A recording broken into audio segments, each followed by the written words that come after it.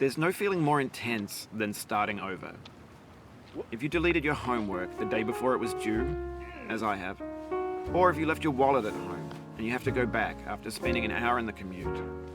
If you won some money at the casino and then put all your winnings on red but it came up black.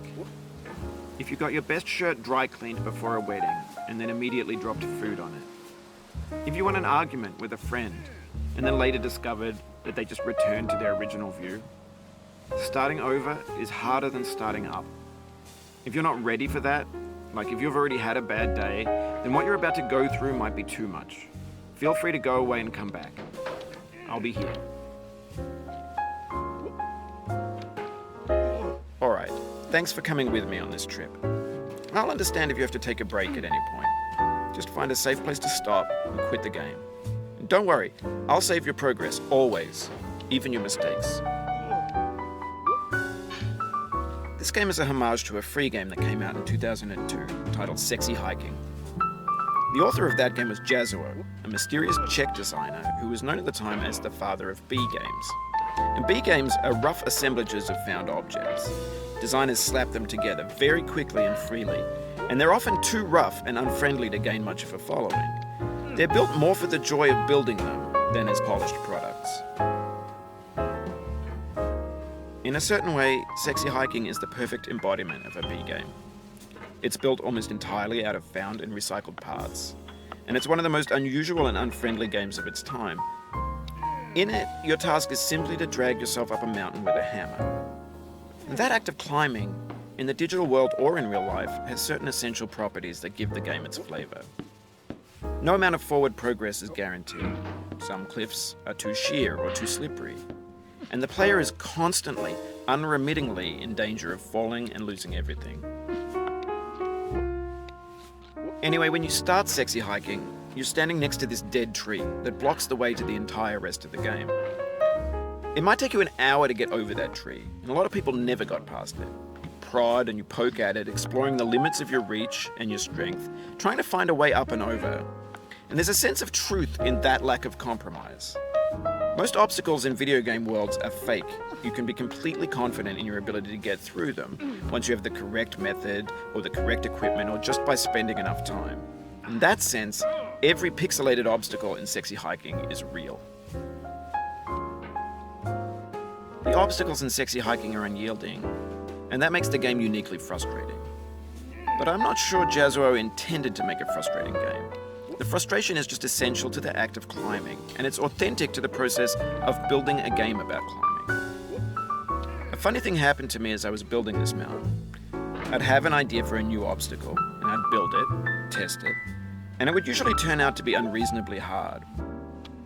But I couldn't bring myself to make it easier. It already felt like my inability to get past a new obstacle was my fault as a player rather than as a builder. Imaginary mountains build themselves from our efforts to climb them, and it's our repeated attempts to reach the summit that turns those mountains into something real. When you're building a video game world, you're building with ideas, and that can be like working with quickset cement. You mold your ideas into a certain shape that can be played with, and in the process of playing with them, they begin to harden and set until they're immutable, like rock. And at that point, you can't change the world.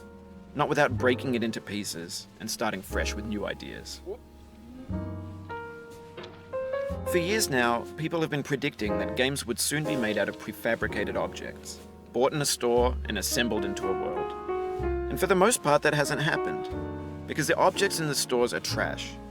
I don't mean they look bad or that they're badly made, although a lot of them are. I mean they're trash in the way that food becomes trash as soon as you put it in the sink. Things are made to be consumed and used in a certain context, and once the moment is gone, they transform into garbage. In the context of technology, those moments pass by in seconds. Over time, we've poured more and more refuse into this vast digital landfill that we call the internet. It now vastly outnumbers and outweighs the things that are fresh and untainted and unused. When everything around us is cultural trash, trash becomes the new medium, the lingua franca of the digital age. And you can build culture out of trash, but only trash culture. B games, B movies, B music, B philosophy. Maybe this is what digital culture is. A monstrous mountain of trash, the ash heap of creativity's fountain. A landfill with everything we ever thought of in it. Grand, infinite, and unsorted.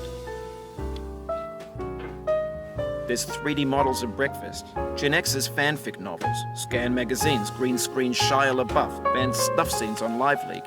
Facebook's got lifelike bots with unbranded adverts and candid shots of Kanye and Taylor Swift mashups, car crash epic failed GIFs, Russian dashcam vids, discussions of McRibs, discarded, forgotten, unrecycled, muddled, rotten, untitled. Everything's fresh for about 6 seconds, until some newer thing beckons, and we hit refresh. And there's years of persevering, disappearing into the pile, out of style, out of sight. In this context, it's tempting to make friendly content that's gentle, that lets you churn through it but not earn it. Why make something demanding if it just gets piled up in the landfill, filed in with the bland things? When games were new, they wanted a lot from you. Daunting you, taunting you, resetting and delaying you. Players played stoically. Now everyone's turned off by that. They want to burn through it quickly. A quick fix for the fickle, some tricks for the clicks of the feckless. But that's not you, you're an acrobat. You could swallow a baseball bat. Now I know, most likely you're watching this on YouTube or Twitch, while some dude with 10 million views does it for you. Like a baby bird being fed chewed up food. That's culture too. But on the off chance that you're playing this, what I'm saying is, trash is disposable, but maybe it doesn't have to be approachable. What's the feeling like? Are you stressed? I guess you don't hate it if you got this far. Feeling frustrated? It's underrated. An orange is sweet, juicy fruit locked inside a bitter peel. That's not how I feel about a challenge. I only want the bitterness. It's coffee. It's grapefruit. It's licorice. It feels like we're closer now. Composer and climber, designer and user. You could have refused, but you didn't. There was something in you that was hidden, that chose to continue.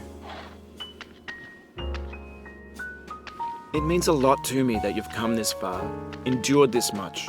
Every wisecrack, every insensitivity, every setback you've forgiven me is a kingly gift that you've given me. We have the same taste, you and I. It's not ambition, it's ambition's opposite. An obdurate mission to taste defeat. You'll feel bad if you win, so I put this snake in for you. Have you thought about who you are in this? Are you the man in the pot, Diogenes? Are you his hand? Are you the top of his hammer? I think not. Where your hand moves, the hammer may not follow, nor the man, nor the man's hand. In this you're his will, his intent, the embodied resolve in his uphill ascent. Now, you've conquered the ice cliff, the platforms, the church, and the rectory, the living room and the factory, the playground, the construction site, the granite rocks, and the lakeside. You've learned to hike. There's no way left to go but up, and in a moment I'll shut up. But let me say, I'm glad you came. I dedicate this game to you, the one who came this far. I give it to you with all my love.